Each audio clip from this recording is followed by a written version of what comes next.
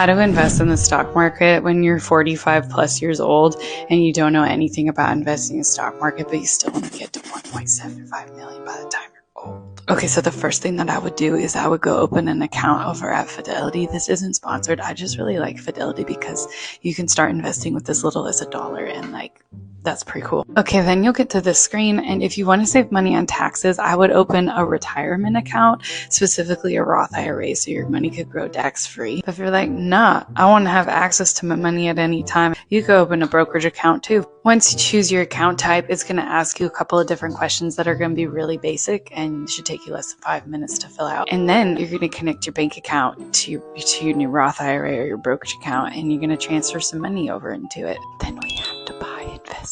Okay, this is the part that everybody forgets. You gotta buy investments or else your money isn't gonna grow, and that's the whole freaking point of investing in the stock market.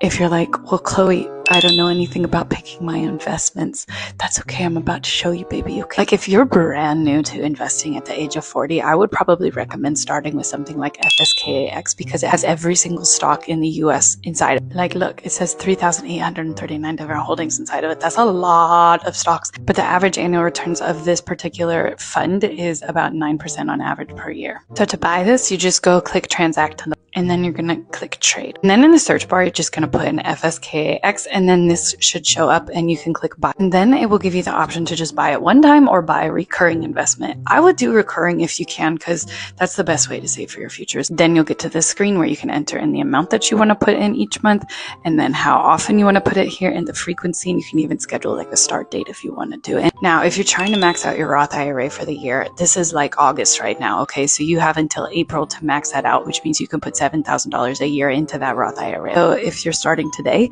you could put $778 a month into that Roth IRA. But if you want to get to $1.75 million by the time you're 65, in order to get there, you're going to have to invest about $3,200 a month, okay? So if we're already doing $778 a month into our Roth IRA, the rest of the money we can put into something like a Roth 401k, and then that money will also grow tax-free. Like, I know $3,200 is like basically impossible for most people. So if you can do that, great, good job. But if you can't do that, that's also okay.